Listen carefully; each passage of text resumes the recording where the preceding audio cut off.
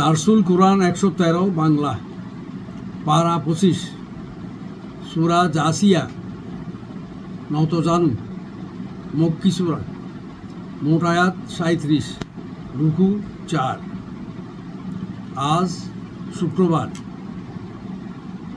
৩রা মে ২০২৪। আলোচ্য আয়াত ১ থেকে ২১। উপস্থাপনায় অধ্যাপক মোহাম্মদ আবু সাদেক। দেশ ও বিদেশে অবস্থানত আমার ভাই বোনেরা, আসসালামু আলাইকুম ওয়া রাহমাতুল্লাহি ওয়া বারাকাতুহু। আলহামদুলিল্লাহি ওয়া সালামুন আলা ইবাদিহিল্লাযীনা ইসতাফা। আউযু বিল্লাহি মিনাশ শাইতানির রাজীম। বিসমিল্লাহির রহমানির রহিম। নামকরণ। এই সূরার ২৮ নম্বর আয়াতের জাসিয়া শব্দটিকে এর নাম রূপে গ্রহণ করা হয়েছে। জাসিয়া তো নতজানু, অর্থাৎ কিয়ামতের মাঠে আল্লাহর দাপটে সব মানুষ নতজানু অবস্থায় থাকবে। নাজিল হওয়ার সময়কাল ও স্থান, এটি মক্কায় নাজিল হয়েছে। এই সূরাটি ঠিক কোন সময় নাজিল হয়েছে তা জানা যায় না, তবে এর বিষয়বস্তু পর্যালোচনা করলে বোঝা যায় এটা সূরা দুখানের সমসাময়িক সময়ে নাজিল হয়েছে, কারণ এর বিষয়বস্তু সূরা দুখানের বিষয়বস্তুর সাথে বেশ সাদৃশ্য রয়েছে। আলোচ্য বিষয় ও মূল বক্তব্য। এই সূরার মূল বক্তব্য হচ্ছে তৌহিদ ও আখিরাত। সব যুগের ও সব দেশের এবং মক্কার কাফেররা মনে করত যে এই বিশ্বজগৎ ও এর মধ্যে সব কিছু নিজে নিজে সৃষ্টি হয়েছে।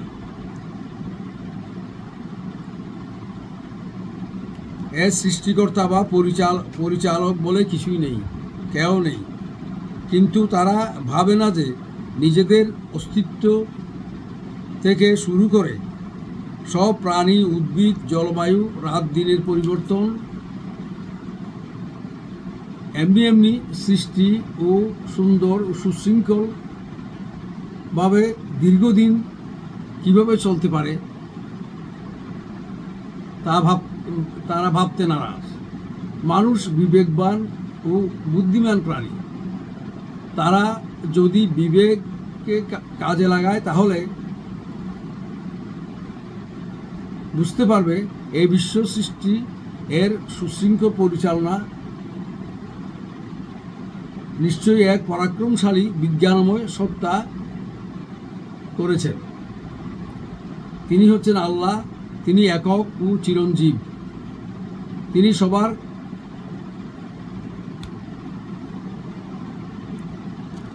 বেঁচে থাকার জন্যে অসংখ্য নিয়ামত রাজি সৃষ্টি করেছেন।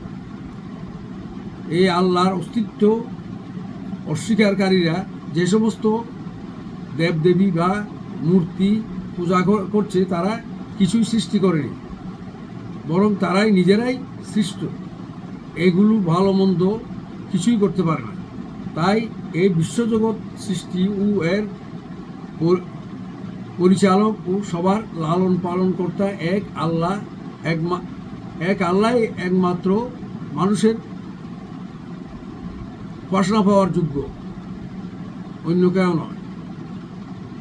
মুহাম্মদ সাল্লাল্লাহু আলাইহি ওয়াসাল্লাম যে কোরআন নিয়ে এসেছেন তা তার নিজস্ব রচনা নয়। এটি মহাজ্ঞানী বিজ্ঞানময় আল্লাহরই কিতাব।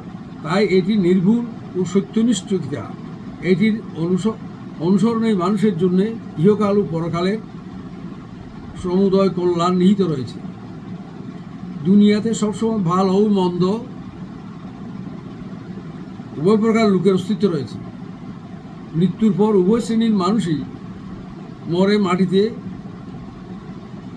মিশে যাবে তা হতে পারে না। ভালো লোকেরা পরিণামে পুরস্কৃত হবে ও দুষ্ট লোকেরা শাস্তি পাবে, তাই বিবেকের দাবি। আল্লাহ ন্যায় বিচারক, তাই তিনি অবশ্যই এই শাস্তি পুরস্কারের ব্যবস্থা করবেন। যে আল্লাহ অস্তিত্ব থেকে সব কিছু সৃষ্টি করেছেন, তিনি কেন মৃতদেরকে পুনর্জীবিত করতে পারবেন না? অবশ্যই পারবেন, এবং কিয়ামতের বিচারে নিয়ে তিনি সবাইকে পুনর্জীবিত করে তাদের পার্থিব জীবনের কর্মকাণ্ডের হিসাব নেবেন এবং এর ভিত্তিতে ভালোকে ভালো ফল ও মন্দকে শাস্তি দিবেন। মনে রাখতে হবে, পরকাল অবিশ্বাসই সব অপকর্মের মূল। যারা পরকালের বিচার মানতে রাজি নয়, তারা বিবেকশূন্য পশুর মতো। তারা স্বার্থ সিদ্ধির জন্য ন্যায়, অন্যায় ও ভালো মন্দের ধার ধারে না। এই সমস্ত জ্ঞানপাপী, লম্পট, দান্দাবাজ, ধোঁকাবাজ সবসময় সমাজে অশান্তি জিয়ে রাখে, গোলা পানিতে মাছ শিকারের চেষ্টা করে। বড় কোনো অপরাধ বা গুনাহ করার পরেও তাদের অন্তরে অনুশোচনা জাগে না। ফলে তারা কখনো সৎ পথে আসতে পারে না, কারণ এদের উপর আল্লাহর লানত রয়েছে। 1 থেকে 11 নম্বর আয়াতে বলা হয়েছে, এই কিতাব অর্থাৎ আল কোরআন মুহাম্মদ সাল্লাল্লাহু আলাইহি ওয়াসাল্লামের নিজস্ব রচনা নয়, বরং এটি মহাপরাক্রমশালী ও সুবিজ্ঞানী আল্লাহর নাজিল করা কিতাব। সুতরাং এর শিক্ষা নির্ভুল ও সবার জন্যে কল্যাণময়।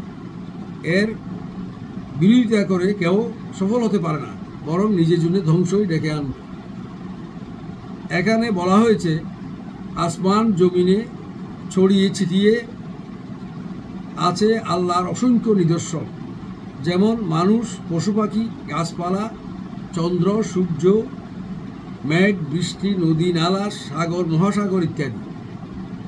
এগুলো থেকে শুধু বিবেকবান মানুষই শিক্ষা নিতে পারে, কিন্তু জ্ঞানপাপী ও বিবেকশূন্য নরপশুরা এর থেকে শিক্ষা নিতে পারে না। তাই আল্লাহ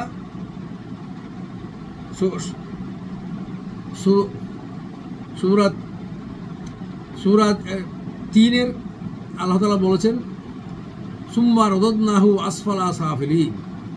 আল্লাহ তাআলা বলেছেন, কিছু মানুষকে, বিবেকশূন্য মানুষকে পশুর রদম করে সৃষ্টি করেছে। এবং মানুষের এই বিবেকশূন্যতাকে ইঙ্গিত করে আল্লাহ তাআলা সূরা আরাফের 179 নম্বর আয়াতে ইরশাদ করেছেন, বিসমিল্লাহির রহমানির রহিম,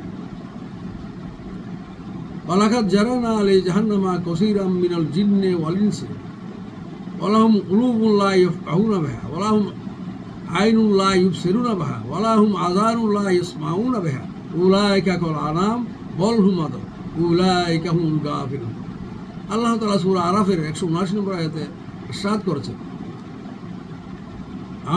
আমি জিন ও মানুষের অধিকাংশকে দিয়ে জাহান্নাম পরিপূর্ণ করার সিদ্ধান্ত নিয়েছি, কারণ তাদের অন্তঃকরণ রয়েছে। তারা সেই অন্তঃকরণ বিবেক দিয়ে তারা ভালো মন্দ যাচাই করে বা ভালোকে জানার জন্য চেষ্টা করে না। তাদের দৃষ্টি শক্তি রয়েছে, তা দিয়ে তারা সত্যকে উদ্ঘাটন করার জন্য চেষ্টা করে না, এবং তাদের শ্রবণ শক্তি রয়েছে, তা দিয়ে তারা সত্যকে শ্রবণ করতে চায় না। এরা পশুর মতো, এমনকি পশুর চেয়ে হতো। এরাই হচ্ছে দায়িত্ব জ্ঞানহীন, অলস।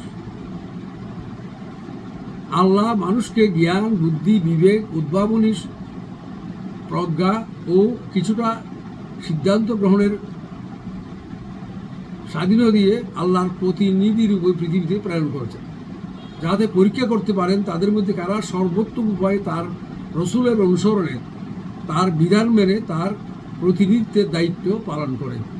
এই ব্যাপারে সাথ হয়েছে সূরা মুলকের 2 নম্বর আয়াতে, বিসমিল্লাহির রহমানির রহিম, আল্লাযী খালাকাল মাউতা ওয়াল হায়াতা লিয়াবলুয়াকুম আইয়ুকুম আহসানু আমালা।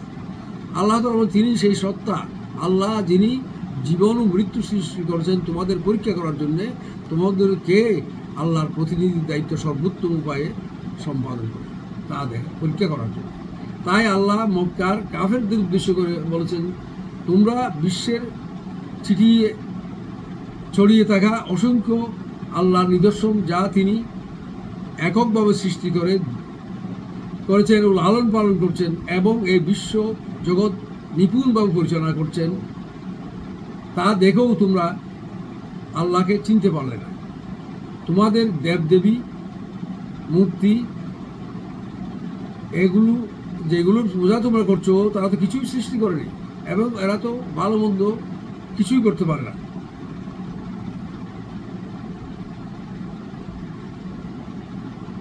তবুও তোমরা কেন তাদের পূজা অর্চনা করছো? তোমরা জন্ম মৃত্যুর মালিক এক আল্লাহকে বাদ দিয়ে এদের পূজা করছো, তোমাদের বিবেক বলে বলে কি কিছুই নেই? মুহাম্মদ সাল্লাল্লাহু আলাইহি ওয়াসাল্লাম আল কোরআন নিয়ে মহাপরাক্রমশালী মহান সেই এক আল্লাহর প্রতি ঈমান আনার আহ্বান জানাচ্ছেন। আর এই আহ্বানে সাড়া দেয়া বিবেকবান মানুষের একান্ত কর্তব্য, অন্যথায় ধ্বংস অনিবার্য। আল্লাহ এখানে দিন রাতের পরিবর্তন, বৃষ্টিপাত, বায়ুপ্রবাহ ও এক পশলা বৃষ্টির ফলে ঊষর ভূমি শস্য শ্যামল হয়ে ওঠার উদাহরণ দিয়ে বলেছেন যে এগুলো এমনি এমনি হচ্ছে না, এর পেছনে আল্লাহর বিজ্ঞানময় কর্মকৌশল রয়েছে।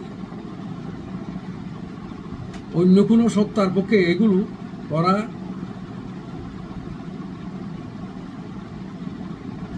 করা সম্ভব নয়। সৌরজগতে পৃথিবী নিজ অক্ষের উপর 23.5 ডিগ্রি কাত হয়ে ঘন্টায় প্রায় 1000 মাইল বেগে ঘূর্ণনের ফলে দিন রাত্রির পরিবর্তন হয়। আর কাত হয়ে থাকার কারণে দিন রাত ছোট বড় হয়। এতে শীত গ্রীষ্মের আসে। সূর্যের তাপে পৃথিবীর বিশাল জলরাশি বাষ্প হয়ে মেঘ তৈরি হয়, মেঘ থেকে বৃষ্টি, বজ্র, বিদ্যুৎ ইত্যাদি সৃষ্টি হয় ও পরে বৃষ্টি হিসাবে ঝরে পড়ে।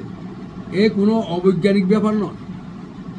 আল্লাহ কত বড় বিজ্ঞানী তা এখান থেকে কিছুটা ধারণা করা যায়, কিন্তু বিবেকশূন্য লোকেরা এ থেকে শিক্ষা গ্রহণ করে না। এরা পশুর মতো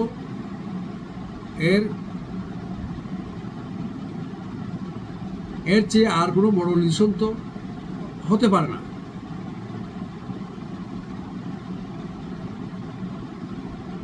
প্রাকৃতিক নিদর্শন ছাড়াও আল্লাহ যুগে যুগে নবী রাসূল ও আসমানি কিতাব দিয়ে মানুষের হেদায়েতের ব্যবস্থা করেছেন। এটি আল্লাহর অতি বড় অনুগ্রহ। কিন্তু বিবেকশূন্য নরপুরুষরা পার্থিব জীবনের ক্ষণস্থায়ী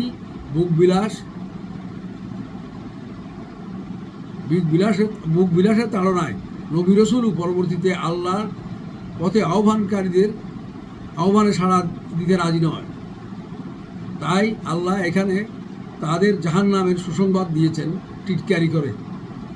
কারণ এ সমস্ত সচেতন জালিম, কাফের, মুনাফেক শাসক গোষ্ঠী ও তাদের অপকর্মের সহযোগীরা আল্লাহকে বাদ দিয়ে তার রসুল কিতাবকে প্রত্যাখ্যান করে।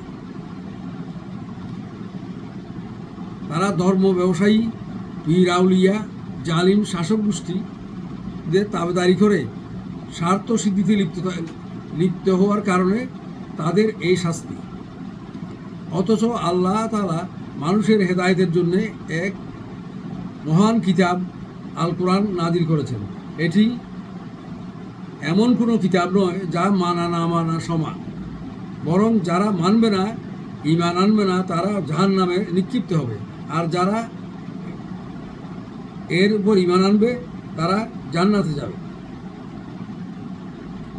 তাই সূরা ইয়াসিনে বলা হয়েছে ওয়াহিকাল কওলু আলাল কাফিরিন, অর্থাৎ এই কোরআন কাফেরদের জাহান্নামে যাওয়ার দলিল।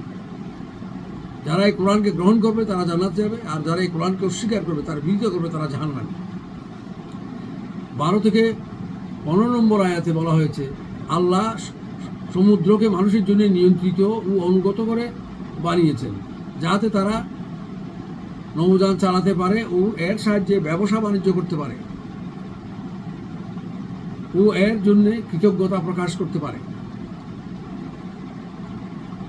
বৈজ্ঞানিক দিকে দেখলে সমুদ্রের নৌযান চালনা অত সহজ ব্যাপার নয়। দেখতে পানিকে সাধারণ তরল পদার্থ রূপে দেখা গেলেও এর মধ্যে আল্লাহ এমন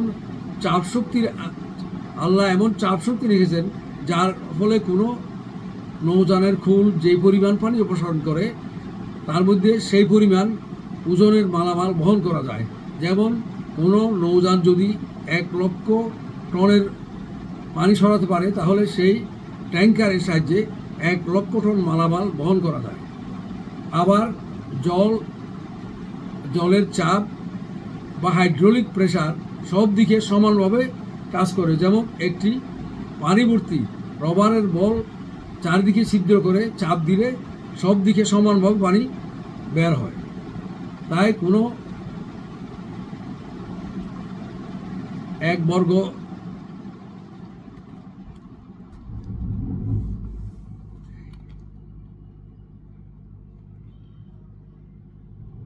বর্গফুট মুখ বিশিষ্ট পাত্রের নিচ দিয়ে 1 বর্গফুট নল দিয়ে 1 কিলো চাপ দিলে বড় মুখে 50 কিলো চাপ পড়ে। এভাবে কম শক্তির ব্যবহার করে অধিক ওজনের মালামাল উত্তোলন করা যায় ও প্যাক করা যায় হাইড্রোলিক চাপ প্রয়োগের সাহায্যে। এভাবে দন্ত চিকিৎসকগণ হাইড্রোলিক চেয়ারে বসা রুগীকে নিচে পা দিয়ে 1 কিলো চাপ দিয়ে 70-80 কেজি ওজনের রুগী ওঠাতে নামাতে পারে। এভাবে আল্লাহ ভূমণ্ডল ও আকাশমণ্ডলের সব জিনিসকে মানুষের জন্য অনুগত ও নিয়ন্ত্রিত করে দিয়েছেন। তাই মানুষ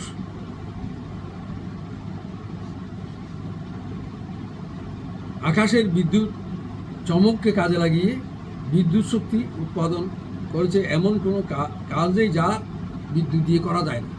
এই জন্য আল্লাহ তাআলা সূরা বাকারার 29 নম্বর আয়াতে ঘোষণা করেছেন, বিসমিল্লাহির রহমানির রহিম ওয়াল্লাযী খালাকা লাকুম মা ফিল আরদি জামিয়া। অর্থাৎ আল্লাহ তাআলা বলেছেন এই দুনিয়াতে যত কিছু আছে আমি মানুষের সেবার তৈরি করেছি। এটা আল্লাহর বড় অনুগ্রহ।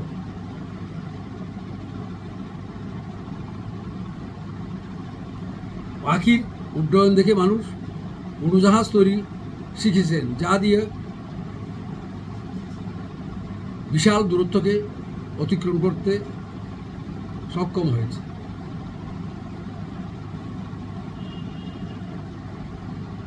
আসলে এগুলো আল্লাহর সৃষ্টি ও মানুষকে তিনি দান করেছেন। এর পিছনে অন্য কোনো সত্তার ভূমিকা নেই। তাই বিবেকবান মানুষের উচিত একমাত্র আল্লাহর প্রতি ঈমান আনা ও তাহার আনুগত্য করা।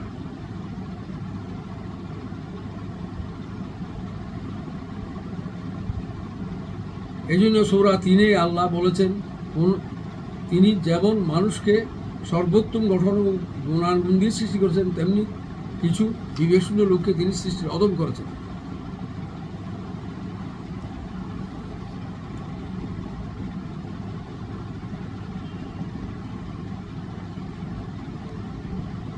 তাই সবসময় সব দেশে সব যুগে ভালো মন্দ উভয় প্রকার লোক বিদ্যমান। তাই ইমানদার লোকদের আল্লাহ এখানে একটি নির্দেশনা দিয়েছেন যে তারা যেন সত্যের দাওয়াত দিতে গিয়ে বিরোধীদের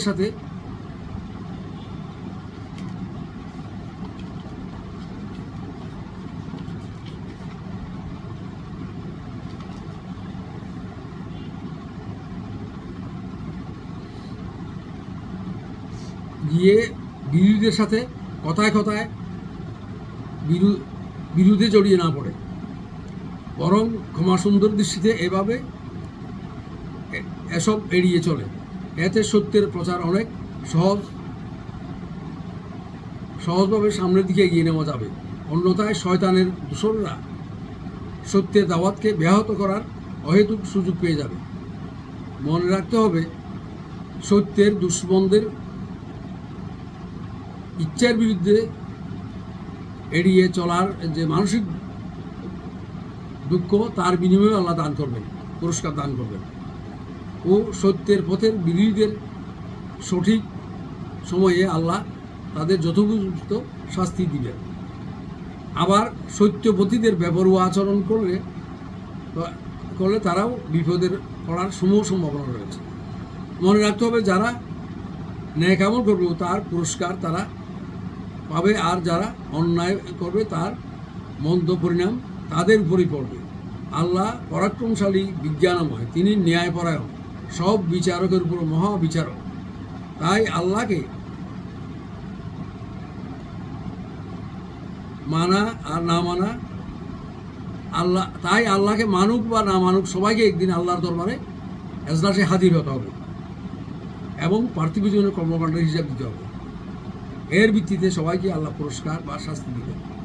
16 থেকে 17 নম্বর আয়াতে আল্লাহ মক্কার কাফেরদের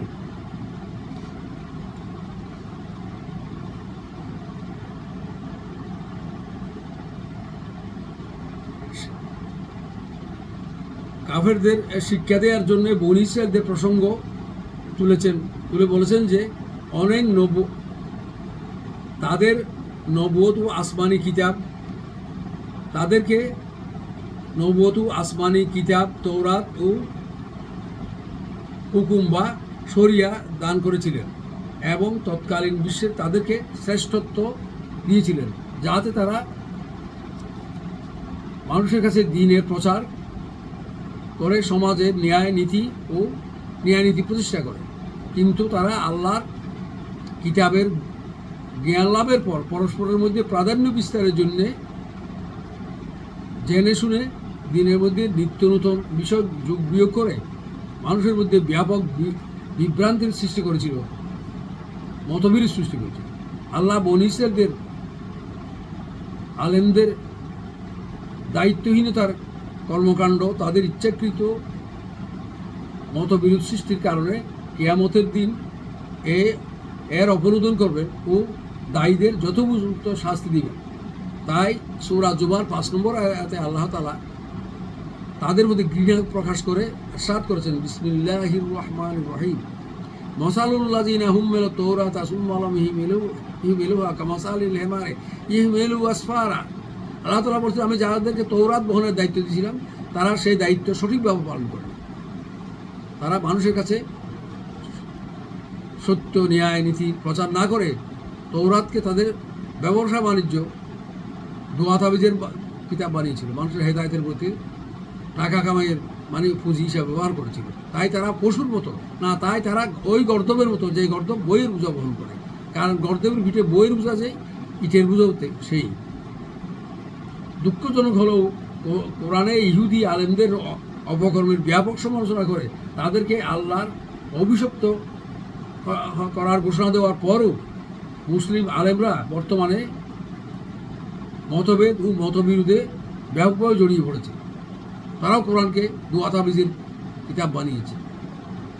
তাই রসুল করিম সাল্লাল্লাহু আলাইহি ওয়াসাল্লাম বলেছেন, বনী ইসরাঈলরা 72 ভাগে বিভক্ত হয়েছিল, আর আমার উম্মত শেষ জমানায় 73 ভাগে বিভক্ত হবে। তার মধ্যে একটি দল যারা আল্লাহর রসুল এবং খোলাফায়ে রাশিদিনের অনুসরণে রাষ্ট্র ও সমাজ পরিচালনা করবে, ব্যক্তি জীবন পরিচালনা করবে, তারাই একমাত্র জান্নাত যাবে। যারা ইসলামের মধ্যে রদ বদল করে ইসলাম ও কুফর মিশিয়ে নূতন পথ বিচার করে চলবে, তারা যতই নিজেদের মধ্যে বিভেদ থাক, কিন্তু তারা সবাই 72 ভাগই জাহান্নামে যাবে। 18 থেকে 21 নম্বর আয়াতে রাসূল সাল্লাল্লাহু আলাইহি ওয়াসাল্লামকে ইসলামের চূড়ান্ত শরিয়ার উপর প্রতিষ্ঠার কথা বলা হয়েছে এবং পূর্ণ শরিয়া সহ দিন প্রতিপালন ও প্রতিষ্ঠার নির্দেশ দেওয়া হয়েছে। স্মরণীয়, সব নবীর মূল দিন এক ছিল, তা ছিল ইসলাম, কিন্তু শরিয়া বা ধর্মের প্রায়োগিক বিধান ভিন্ন ভিন্ন ছিল। যেমন সিয়াম পালন, অর্থাৎ রোজার সংখ্যা বা মেয়াদ বিভিন্ন রকম ছিল। এভাবে নামাজ সব শরিয়াতে ছিল, কিন্তু নামাজ ওয়াক্ত এবং সময় এগুলা বিভিন্ন। মনে রাখতে হবে, সর্বশেষ ও সর্বশ্রেষ্ঠ নবী মুহাম্মদ সাল্লাল্লাহু আলাইহি ওয়াসাল্লামের মাধ্যমে আল্লাহ ইসলামকে পূর্ণাঙ্গ শরিয়া সহ চূড়ান্ত রূপ দিয়েছেন ও ইসলামকে কিয়ামত পর্যন্ত সবার জন্য দিন রূপে ঘোষণা দিয়েছেন। বিদায় হজের সময় ইরশাদ হয়েছে সূরা মায়দা 3 নম্বর আয়াতে, বিসমিল্লাহির রহমানির রহিম, আল ইয়াউমা আকমালতু লাকুম দীনাকুম ওয়া আতমামতু নি'মাতি ওয়া রাদিতু লাকুমুল ইসলামা দীনা।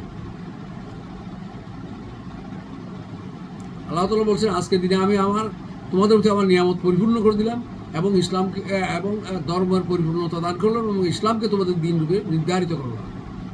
তাই রাসূল সাল্লাল্লাহু আলাইহি ওয়াসাল্লাম পরবর্তীতে উম্মতে মুহাম্মদীর দায়িত্ব হচ্ছে পূর্ণ শরিয়া সহ ইসলামকে ব্যক্তি, সমাজ ও রাষ্ট্রে প্রতিষ্ঠার আন্তরিক প্রচেষ্টা চালানো। এটি আল্লাহর সন্তুষ্টি ও জান্নাত লাভের একমাত্র পথ। এই ব্যাপারে আল্লাহ হুঁশিয়ার করে দিয়েছেন যে জ্ঞান পাপী কাফের মুনাফিকদের কোনো পরামর্শ গ্রহণ করা যাবে না, কারণ আল্লাহর মোকাবেলায় এরা কোনো কাজে আসবে না। অথচ আজ মুসলিম বিশ্বের সরকারগুলো কোরআন ও সুন্নাহ বাদ দিয়ে কাফেরদের রীতিনীতি দিয়ে রাষ্ট্র ও বিচার ব্যবস্থা, অর্থনৈতিক ব্যবস্থা, সাংস্কৃতিক শিক্ষা ব্যবস্থা পরিচালনা করছে। অথচ সূরা নিসার 151 নম্বর আয়াতে আল্লাহ তার কঠোর হুঁশিয়ারি উচ্চারণ করে বলেছেন, বিসমিল্লাহির রহমানির রহিম ওয়া ইউরিদুনা আইয়াত্তাখিযু বাইনা যালিকা সাবিলা উলাইকা হুমুল কাফিরুনা হাক্কান ওয়া আতাদনা লিল কাফিরিনা আযাবাম মুহিনা। আল্লাহ তাআলা বলছেন, যারা ইসলাম এবং কুফর মিশিয়ে নতুন কোনো পথ বের করার চেষ্টা করে তারা হচ্ছে নির্ভেজাল কাফের। এই কাফেরদের জন্য আল্লাহ সবচেয়ে কষ্টদায়ক আযাব তৈরি করে রেখেছে। আর সূরা ফুরকানের 30 নম্বর আয়াতে আল্লাহ তাআলা বলেছেন, যারা কোরআন সুন্নাহকে বাদ দিয়ে আল্লাহ রাসূল এবং সাহাবায়ে খোলাফায়ে রাশিদের রীতিনীতি বাদ দিয়ে রাষ্ট্র পরিচালনা করছে, সমাজ পরিচালনা করছে, তাদের ব্যাপারে কিয়ামতের দিন রাসূল করিম সাল্লাল্লাহু আলাইহি ওয়াসাল্লাম কোরআন হাতে আল্লাহর এজলাসে মামলা দায়ের করে বলবেন, বিসমিল্লাহির রহমানির রহিম ওয়া ক্বালা রাসূল ইয়া রাব্বি ইন্না কওমি ইত্তাখাযু হাযাল কুরআনা মাহজুরা। এ আল্লাহ, আমার এই জ্ঞান পাপী মুনাফিক শাসক গোষ্ঠী, জ্ঞান পাপীরা কোরআনকে বাদ দিয়ে কাফেরদের রীতি দিয়ে তারা সমাজ এবং রাষ্ট্র ব্যক্তি জীবন পরিচালনা করেছিল। আমরা জানি রাসূল করিম সাল্লাল্লাহু আলাইহি ওয়াসাল্লামের সুপারিশ ছাড়া কেউ জান্নাতে যেতে পারবে না। সেই রাসূল স্বয়ং যাদের বিরুদ্ধে কোরআন হাতে আল্লাহর দরবারে মামলা দায়ের করবে তাদের কী দশা হবে তা চিন্তা করা উচিত। তারা কোনোদিন আল্লাহ রাসূলের হাতে হাউজে কাউসারে পানি পান করতে পারবে না এবং তারা কোনোদিন ফুলসিরাত পাহাড়ে জান্নাতে প্রবেশ করতে পারবে না। আল্লাহ তাআলা আরও জানিয়ে দিয়েছেন যে জালিম বা কাফের মুনাফিক গোষ্ঠী পরস্পর বন্ধু, আর আল্লাহ হচ্ছে মুত্তাকিদের বন্ধু। অর্থাৎ জালিম বা ইসলাম প্রতিষ্ঠায় আন্দোলনরত মুজাহিদদের একতাবদ্ধ হয়ে প্রতিরোধ করতে সর্বশক্তি নিয়োগ করে এগিয়ে আসে। এদের মোকাবেলায় আল্লাহ মুজাহিদদের একমাত্র ভরসা ও পরম বন্ধু। তাই আল্লাহ তাআলা ইরশাদ করেছেন সূরা আহজাবের 3 নম্বর আয়াতে, বিসমিল্লাহির রহমানির রহিম ওয়া তাওয়াক্কালাল্লাহ কাফা বিল্লাহি ওয়াকিলা। তোমরা আল্লাহর উপর ভরসা করো, তাহলে আল্লাহই তোমাদের সুরক্ষার জন্য যথেষ্ট। আল্লাহ হচ্ছে মুমিনদের পরম বন্ধু। এই ব্যাপারে সূরা হজের 70 নম্বর আয়াতে ইরশাদ হয়েছে, বিসমিল্লাহির রহমানির রহিম ওয়া তাআসিমু বিল্লাহ ওয়া মাওলাকুম ফানিমাল মাওলা ওয়া নি'মাল নাসীর। তোমরা দৃঢ়ভাবে আল্লাহকে আঁকড়ে ধরো, তিনি পরম বন্ধু, তিনি সর্বোত্তম শরীর, সর্বোত্তম সাহায্যকারী। মনে রাখতে হবে, আল কোরআন হচ্ছে দৃঢ় বিশ্বাসী ইমানদারদের জন্য উজ্জ্বল পথ নির্দেশিকা, হেদায়েত ও রহমত। এই ব্যাপারে সূরা বনী ইসরাঈলের 82 নম্বর আয়াতে ইরশাদ হয়েছে, বিসমিল্লাহির রহমানির রহিম ওয়া নুনাজ্জিলু মিনাল কুরআনি মা হুয়া শিফাউ ওয়া রাহমাতুল লিল মুমিনিন ওয়া লা ইয়াজিদুজ যালিমিনা ইল্লা খাসারা।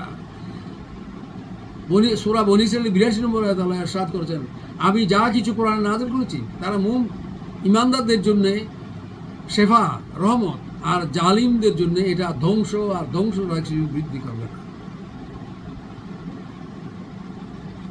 এখানে আল্লাহ নিশ্চিত করেছেন যে জ্ঞানপাপী জালিম নেতৃবৃন্দ ও জালিম শাসক ও তাদের দুষ্কর্মের সাথীদেরকে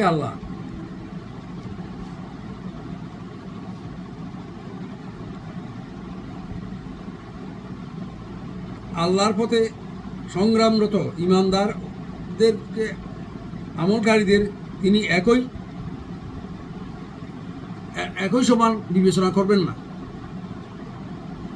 আল্লাহর পথে সংগ্রামত মুজাহিদ এবং মুনাফেক জালিম গোষ্ঠীকে আল্লাহ একই সমান বিবেচনা করবেন না। আল্লাহ এই ইসলাম বিরোধী জালিম আল্লাহর শত্রুদেরকে জাহান্নামের সর্বনিম্ন স্তরে নিক্ষেপ করবেন। আর মুজাহিদ ইমানদার আল্লাহর পথে সংগ্রামত লোকদেরকে আল্লাহ জান্নাতের গুলবাগিচায় স্থান দিবেন। পরিশেষে আমি দুনিয়ার সব মানুষকে আল্লাহর একমাত্র পছন্দনীয় ধর্ম, সব বিষয়ের সমাধান ইসলাম গ্রহণ করার জন্য উদাত্ত আহ্বান জানাচ্ছি। আমিন সুম্মা আমিন।